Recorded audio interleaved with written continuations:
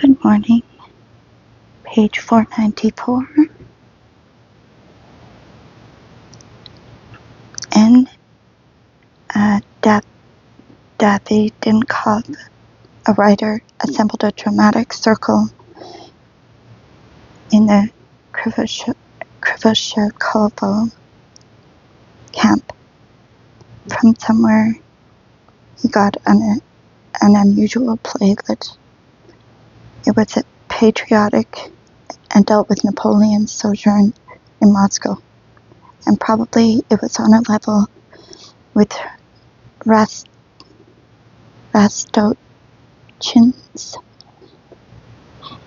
posted proclamations.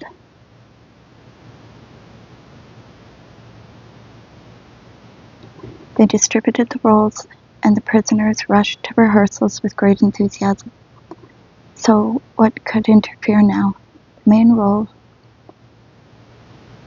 was played by Zina, a former teacher arrested after remaining behind in occupied territory. She acted well, and the director was satisfied with her. All of a sudden there was a quarrel at one of the rehearsals. The rest of the women rebelled against Zina's playing the main role. This was not exactly a new situation. It was one with which a director can ordinarily cope. But here's what the women were shouting. It's a patriotic role, and she blanked Germans on occupied territory. Get out, bitch. Get out, you German whore. Before you get stomped. These women were socially friendly, and also perhaps from among the 58s, but not on a charge of treason. Did they think this up themselves, or did the third section suggest it to them? The director, in view of his article, was in no position to defend his actress, so Zina departed sobbing. Does the reader sympathize with the director? Does the reader think that the dramatic circle had got into an impossible situation? For who, at this point, could be given a role of heroine, and when could she learn it? There are no impossible situations for the security section. They had made a mess of everything, and they will straighten it out. 2 days later, Davydenkov himself was taken off in handcuffs for trying to transmit something outside the compound in writing, another camp chronicle, and there was a new interrogation and trial.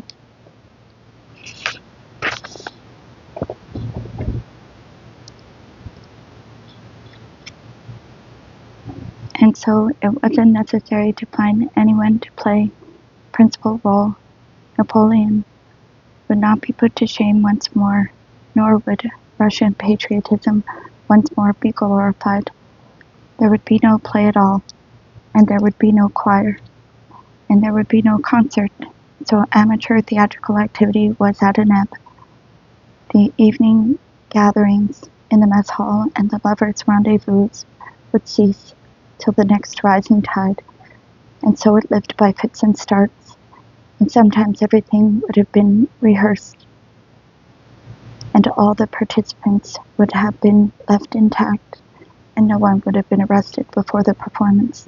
But the chief of the cultural and educational section, Major Potapov, a commie, Sevgel-Dorlag, would pick up the program and see there, Doubts by Glinka. What is this, Doubts? No doubts. No, don't even ask me. And he crossed it out. And I once planned to read my favorite monologue, Chatsky's speech, but who are the judges? I had been accustomed to reading it since childhood, and I valued it purely for its rhetoric, failing to notice that it was about today.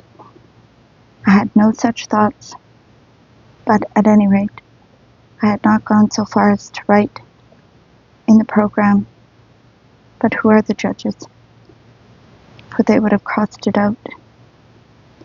The chief of the cultural and educational section came to rehearsal and jumped up at the line, which went, their hostility to free life was implacable.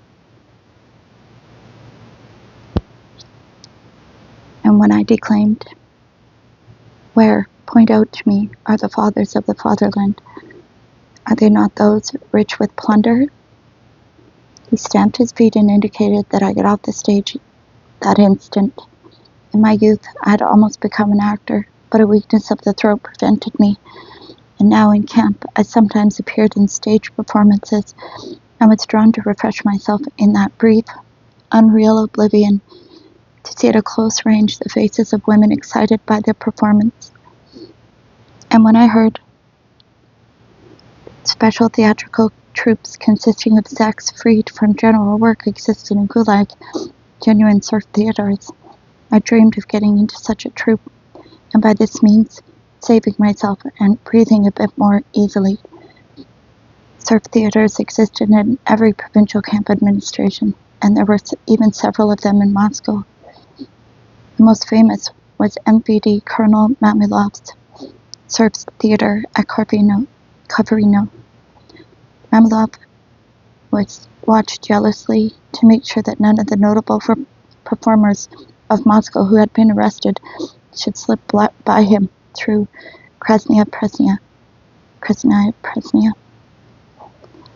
And he had his agents searching in other transit prisons too. In this way, he collected a large theatrical troupe in his camp and the start of an opera company too. He was the pride of an estate owner. His was the pride of an estate owner. I have a better theater than my neighbor does. There was also a theater in the Betskudnikovo camp, but it was inferior in most respects. The surf owners took their players to one another on visits in order to brag about them. At one such performance, Mikhail Grunwald forgot in what key to accompany the singer. Then and there, Mamilov pasted him 10 days of cold punishment cell, where Grunwald fell ill. There were other such surf theaters in Vorkuta, Norilsk, Solarkamsk, and all the big GULag islands. And in those areas, these theaters became almost municipal theaters, almost academic theaters, and gave performances for free people in a municipal theater. The local MVD big shots sat haughtily with their wives in the first rows and watched their slaves with curiosity and contempt, and the convoy guards sat behind the scenes and in the boxes with their automatic pistols. After the performances, those players who had won applause were taken back to camp.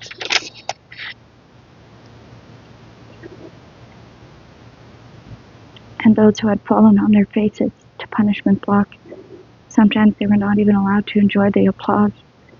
In the Magadan Theater in Nikishov, the chief of Dalstroy interrupted Vadim Kozin, a widely known singer at the time. "All right, Kozin, stop bowing and get out." Kozin tried to hang himself, but was taken down out of the noose.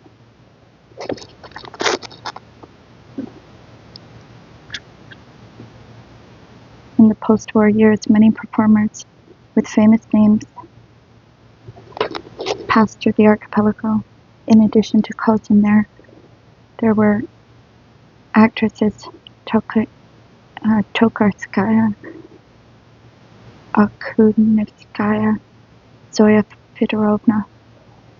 There was a big to-do in the archipelago over the arrest of the singer Ruslanova, and there were contradictory rumors about which transit prison she had been at, and to which camp she had been sent. They say that in the Kolyma she had refused to sing and had worked in the laundry. I do not know. The idol of Leningrad, the tenor Pechkovsky, had been in an occupied area at Istaka near Luga at the beginning of the war and had subsequently performed for the Germans in the Baltic states. His wife, a pianist, had been immediately arrested in Leningrad and had perished in the Rubinsk camp. After the war, Pechkovsky got a tenor for treason and was sent to Peshzheldorleg. The chief maintained him there as a VIP in a separate little house of his own, with 2 orderlies attached to him, and butter, raw eggs, and hot port wine were included in his rations. He used to dine with his wife, with the wife of the chief of the camp, and the wife of the chief of camp regiment, and he used to sing there. But once they say he rebelled. I sing for the people, not for Chekists. And so he was sent to the special camp, Minlag. After he had served out his term, he was never allowed to rise to the heights of his former concerts in Leningrad. The well-known pianist Vsevolod Topolin was not spared in the roundup of the Moscow's People Volunteer Corps in 1941 and was thrown into battle in the Vyazma encirclement with an 1866 Berdan rifle. But in German captivity, a music-loving German who was camp commandant, took pity on him and helped him get reclassified as an East Zone worker, and he began to give concerts again. And for this, of course, Topolin then received from us the standard tenor. And after camp, he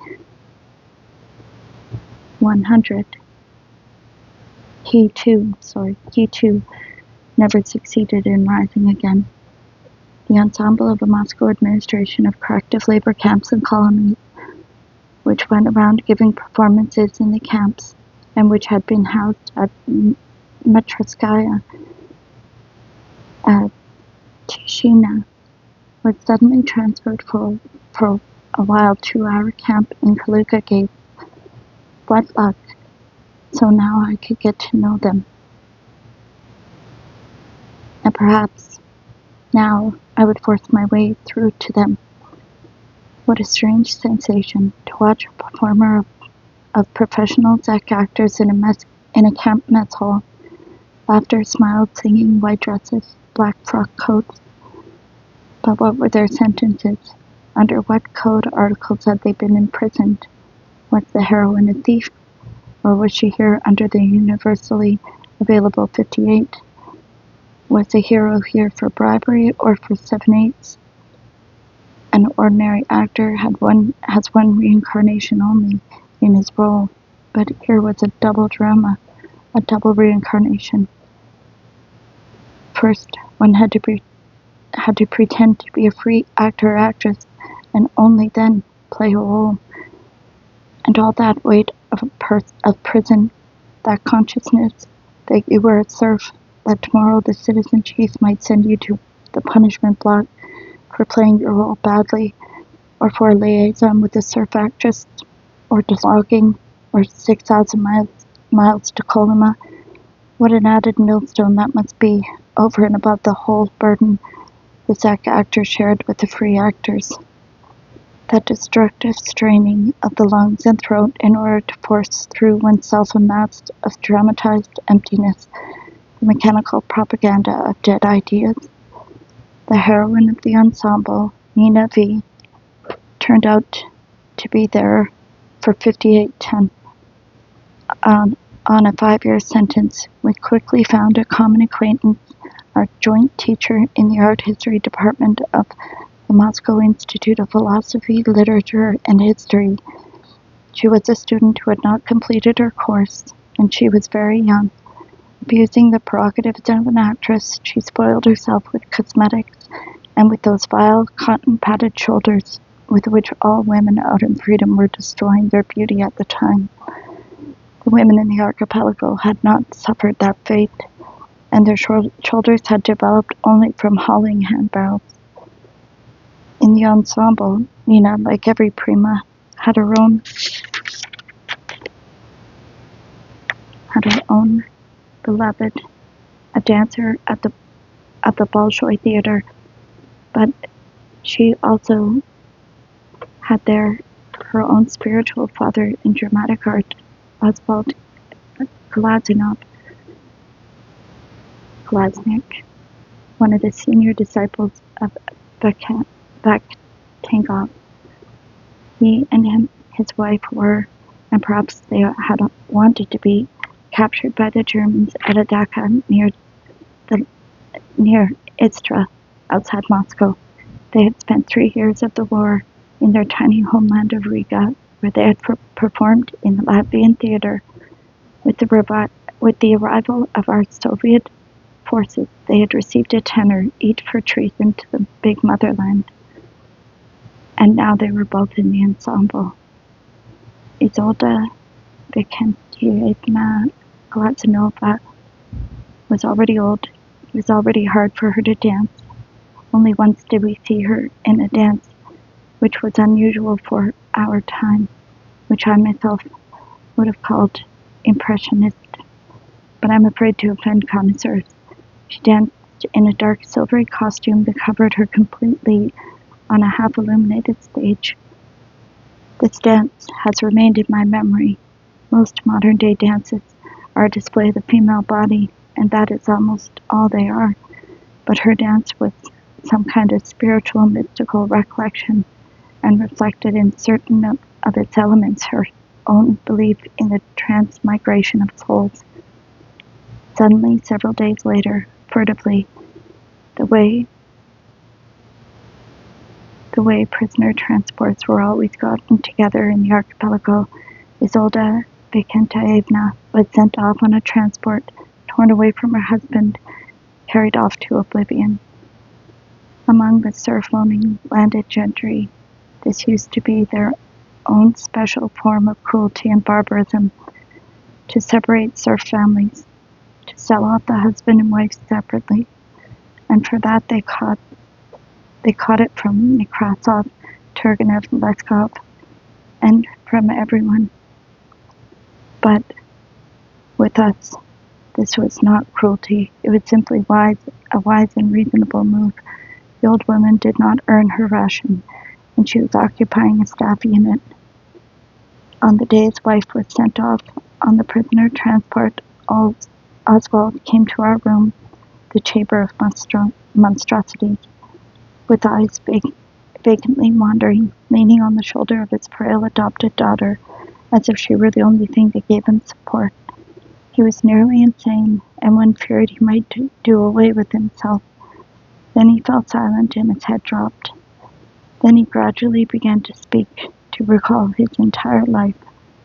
He had, for some reason, created 2 theaters. Because of his art, he had left his wife all alone for years. He wished now he could relive his entire life differently. I remember them now as if they were sculptured. How the old man drew the girl to him by the back of her head, and how she looked up at him from under his arm without stirring, suffering with him and trying not to weep. But what is there to say? The old woman had not been worth her bread ration. Despite all my efforts, I did not succeed in becoming a member of that troupe. Soon afterward, they left the GULag gates, and I lost sight of them. A year later, I heard a rumor at the Butyrki that they had been traveling on a truck to one of their regular performances and had been hit by a train. I do not know whether Glazunov was there or not, but so far as I myself was concerned, I once more realized that the ways of the Lord are imponderable, that we ourselves never know what we want, and how many times in life I passionately sought what I did not need and had been despondent over failures which were successes. I remained there in the modest little amateur theater group at the GULag gates along with Anechka Breslavskaya, Shirokna, Ostretsova, and Lyovachi. We did manage to put on something before they broke us up and sent us away. I now recall my participation in that amateur theatrical activity as a lack of spiritual toughness, as a humiliation. The worthless Lieutenant Mironov, if he had found no other distractions and entertainments in Moscow on a Sunday evening, could come to camp in his cup and give orders. I want a concert in 10 minutes. And the performers were rooted out of bed or torn away from the camp from the camp hot plate if they happened at that moment to be engaged in cooking with relish something in their mess tin. And in a trice we would be singing, dancing, and performing on a brilliantly lit stage before an empty hall in which the only audience was the haughty dolt of a lieutenant and a troika of jailers.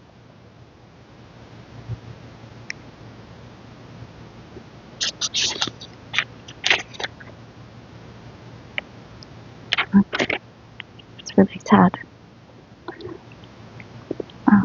Thank you for listening.